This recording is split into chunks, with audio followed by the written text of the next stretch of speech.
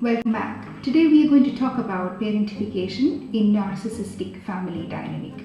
Parentification is often one of the invisible form of abuse where a child is forced into a role reversal, becoming the emotional and practical caretaker of their own parent. To truly understand this complex dynamic, we're going to break it down into four key parts.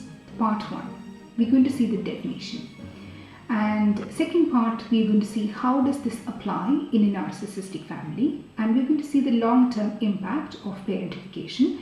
Finally, we shall finish it with 3 actionable steps. Broadly, parentification is a psychological and emotional role reversal between a parent and a child. Instead of the parent nurturing the child is forced to take on adult responsibilities and care for the parent. From a sociological perspective, it is a boundary violation that corrupts the natural power dynamic of the family unit. We can break the parentification concept into 2 types.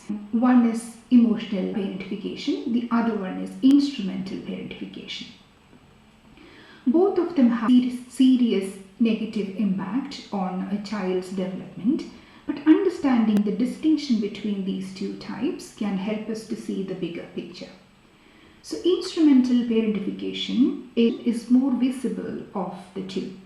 It's when a child is tasked with practical household responsibilities that are well beyond what is considered age appropriate.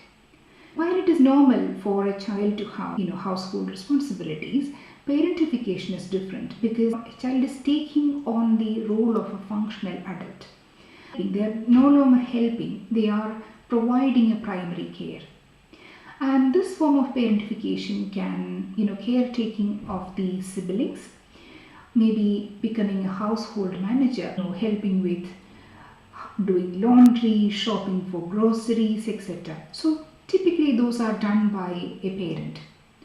And the third area could be providing financial support. In some cases, a child might be the one providing financial support to the family for paying the bills or even working to contribute to family's income. The other area is providing medical or disability care. This can be particularly difficult when a child is the primary caregiver for a parent with chronic illness or disability or substance dependency. The why behind instrumental parentification often stems from the necessity. So it can be like a single parent household or a parent illness, disability or substance abuse or extreme poverty can all force a child to take on an adult's role. While the immediate need to survive make this dynamic more practical, but it comes at a great cost. The child's time for play, schoolwork and social development is overtaken by the adult duties. Their childhood is essentially cut short, replaced by a life of responsibility, which can prevent them from developing their own identity outside of their caretaking role. Emotional parentification, on the other hand, is more subtle, but still a very powerful reversal of the roles.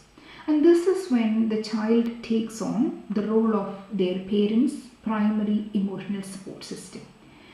The child is assigned into positions where they are expected to manage, listen to or soothe their parents' emotional distress.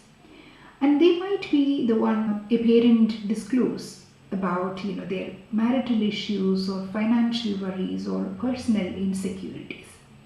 Think of it this way: instead of a parent providing a stable emotional foundation for their child, the child is pressured to provide one for the parent. And this can manifest in several ways. The first one is possibly the child becoming the sounding board for the parent's anxieties or fears or sadness. They might be expected to provide advice or comfort that typically an adult would be providing. And the other role could be a mediator role. A child might be forced into uncomfortable position of mediating conflict between their parents or other family members, feeling a sense of responsibility to keep the peace.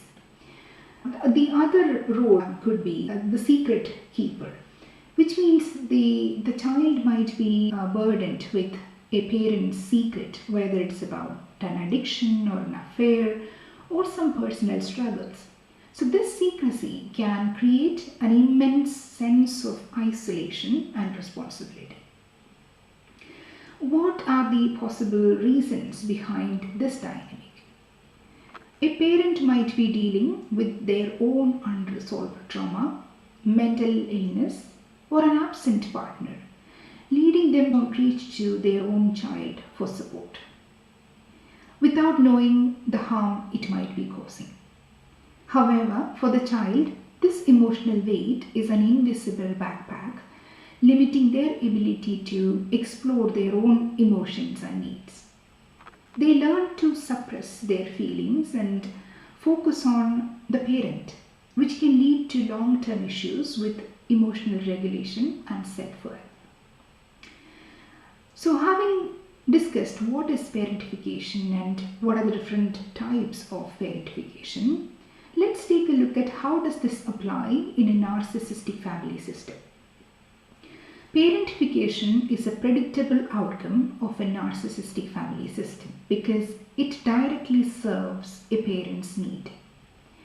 A narcissistic parent's lack of empathy and emotional immaturity make them incapable of self-regulating or meeting their own needs. Therefore, they reach out to their child to fill this void. Therefore, the child becomes the parent's emotional support system, especially for a covert narcissistic parent. Because a narcissistic parent cannot form a true adult relationship where they are emotionally vulnerable. They instead reach out to their own child. The child becomes, a substitute for a compassionate partner or a therapist or a best friend. The parent might be using phrases like, "You are the only person who understands me so well," or maybe, "Don't tell this to your father." And this creates a toxic pseudo-intimacy that make the child feel so special, while in reality they are being emotionally exploited. The problem is the child would have no idea of the toxicity behind this perpetual victimhood and may not know this continuous victimhood is a form of attention seeking and control mechanism. So the child unconsciously do everything possible to help that parent when they are in the need of emotional support. The second possibility is the child might be doing the role of a source of validation. A parentified child provides a steady stream of what we call narcissistic supply by being the competent, responsible and caring person. The narcissistic parent loves to take credit for their child's maturity. They might say, "My child is so mature for their age." This praise is not for the child's benefit but for the parent's own ego. And this dynamic actively diminishes the child's ability to have their own needs, and instead, or this stream of praise reinforce their role as a caretaker. As we know, what is reinforced will be repeated. When a child is positively rewarded and praised for being a source of validation, or maybe a caretaker, our brain's reward system, particularly the release of dopamine, play a crucial role in the reinforcement. Dopamine release strengthens the neural pathways associated with rewarded behavior, make it more likely to be repeated. So now that we have seen what is parentification, let's look at the long-term impact of parentification. So long-term impact of parentification can follow a person for a lifetime. A child who was forced into an adult role is often robbed of their own childhood and the emotional freedom to make mistakes and simply exist as who they are. Both emotional and instrumental parentification have long-term consequences. They can deplete a child's sense of self and their ability to trust their own needs. The first significant impact is chronic anxiety and codependency. The constant state of hypervigilance, always being on alert for the parent's emotional state, can lead to chronic anxiety and a deeply ingrained sense of responsibility for other people's feeling. And child learns that their value is depend on how well they are able to manage other people's emotions. And that would set them up for a codependent relationship in adulthood. The second impact could be loss of identity. When a child's identity is defined by their role as a caretaker, they never learn to see who they are outside of that role. And they may not know what their own needs, dreams and desires are. The psychological burden of this role can severely wear down a person's ability to connect with their own sense of self. The third impact is physical and mental burnout. The immense stress of being a child caretaker can lead to physical burnout, exhaustion, and mental health issues. There is no off switch for a child who feels responsible for a parent's happiness, particularly if they are caring for a covert narcissistic parent. So, recognizing parentification is a powerful step towards reclaiming your own life. Here are 3 simple, actionable steps you can take today to begin separating your identity from your role as a caretaker. Number 1, identify the burden. Think of all the small responsibilities you carry that is not yours to carry. And this could be, a recurring problem you fix for your parent or a feeling you are expected to manage. Simply notice and name this as a burden, right? Without trying to change it. The second thing is practice self-care. This may be a new concept, but it is essential. Just take maybe 5 minutes today to do something which you really like, and do it for yourself. And this could be listening to a song, going for a short walk, or enjoying a cup of tea. It's a small act of rebellion against the message that your needs are unimportant. Third, use a pause message. When someone asks you for a favor or a request, practice saying, "Let me think about that and get back to you."